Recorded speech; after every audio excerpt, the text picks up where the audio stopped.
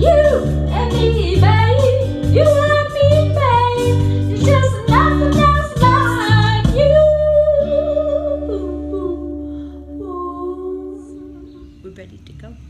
The new garage door, all of the top will be windows. So I'm very excited about having more light, windows in the studio, plus the new garage door will be mega insulated, which means it will be cooler in the summer and it will be warmer in the winter, and that makes me happy. But in order for them to replace the garage door, I have to get rid of everything that is up against said garage door. Here we go.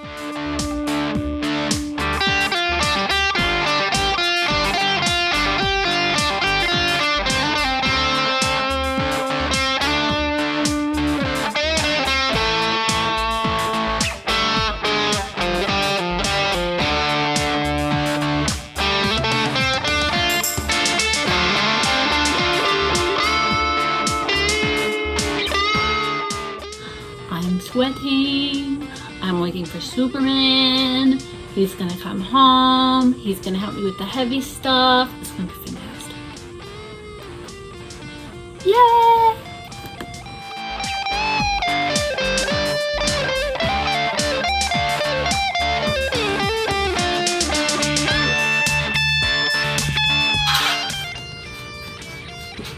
They're unloading our garage door.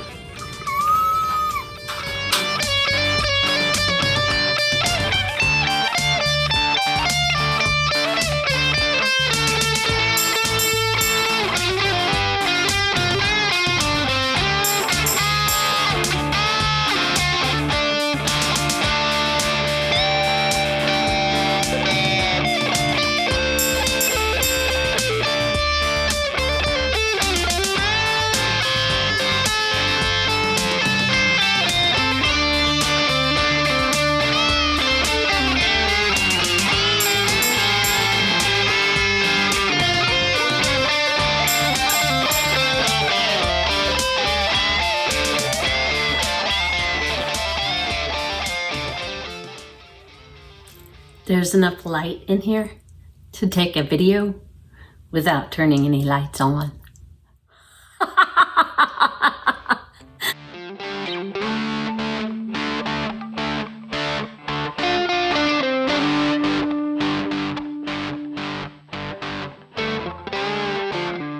Okay, so since my studio has been 110% hijacked this week, I did not want to leave you without any fantastic pottery tips, tricks. This pottery channel. Even though it is just me playing around in here. On the heels of the pumpkin video that we did last week, this is a super easy way to create a closed form without pinching. So I have this slab here. I just threw out a slab. I didn't put it on the roller. It's very uneven. Like, it's thinner at the outside than it is at the inside. And at the thickest part, it's I don't know, a ½ inch probably. So I'm cutting out 2 rounds out of this nice thick slab. Now at this point, I'm gonna squirt it with a little bit of water, and then you can use any kind of rib that you have, but you just see how that's becoming a pinch pot? Pinch pot without pinching. So those of you with arthritis, those of you with kids, those of you who can't get to the studio where your wheel is, you can make pinch pots without pinching.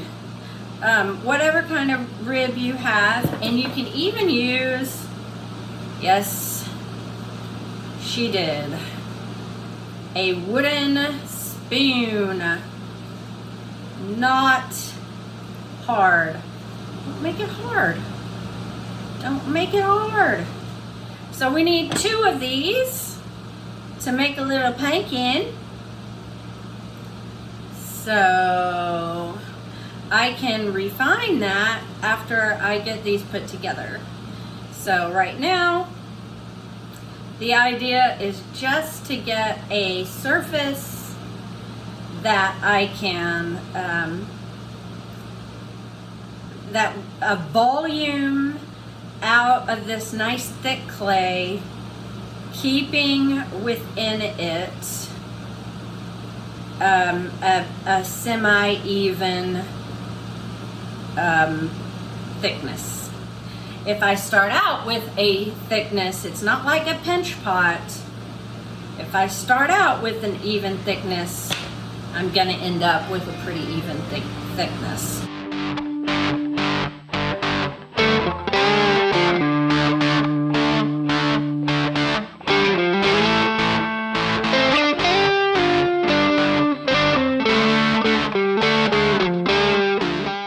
Okay, so this one was too big and I brought it in and now it's too small. So I thought I'd show you how I did that. In some of the places that are a little thinner, like, I'm just gonna push that together. It's not really pinching as much as it is pushing until they're about the same size. So same thing over here. I'm just push and smooth. Push, and see how I created a little button there? I'm just gonna smooth that out. And once I get that all done, which I feel like I have, I'm going to take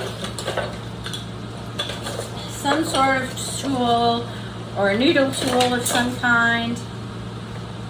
Score the seams.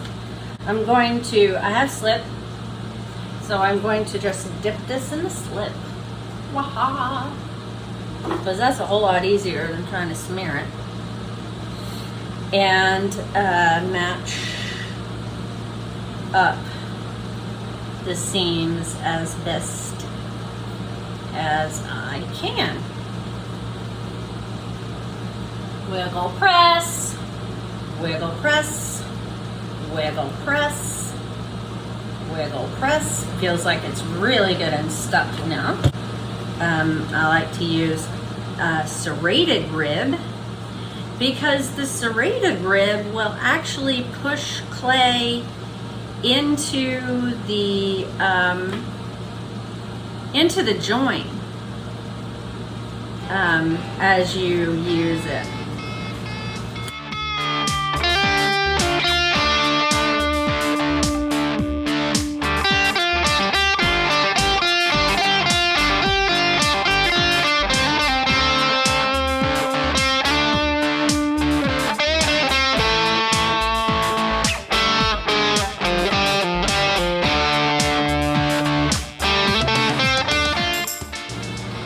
So now I'm going to take the flat side of my metal rib, or a regular metal rib, or you could use a knife, and with the flat side, any of these little areas that are still, and see how it's not really taking anything off. It's just rearranging what's there.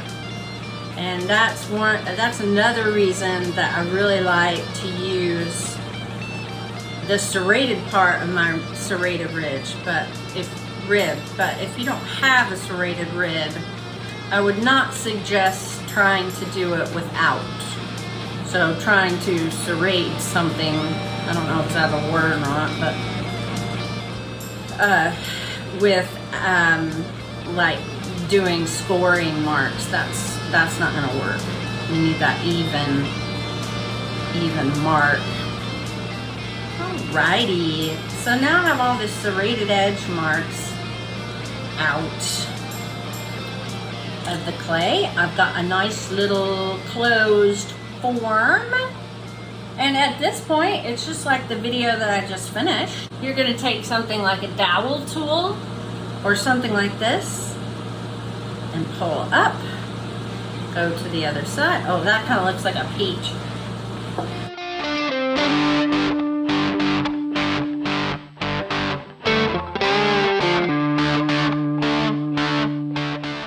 And then make those marks deeper with a smaller tool.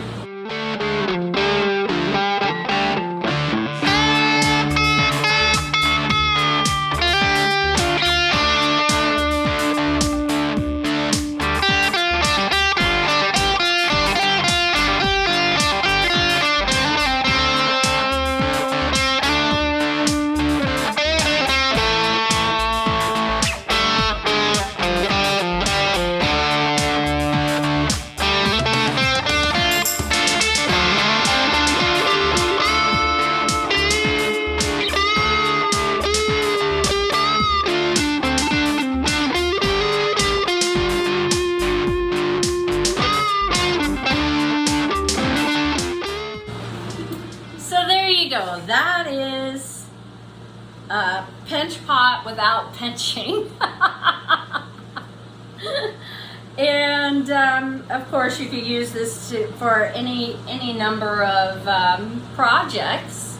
But if you ever need a closed form and you're not very good at pinch pots, I hope that will help. You can take a half a pinch pot and put it in a form like this and then coil a bowl. Anyway, I wanted to give you something and that seemed to be the task at hand with a lot of people on the social media places that I hang out on. So fantastic. It's been a great day, and oh man, I really cannot tell you how big of a difference it makes having daylight in the studio. Hopefully it will help the lighting in my videos enough that you can enjoy it that much too. Thanks for coming, everybody. See you next week.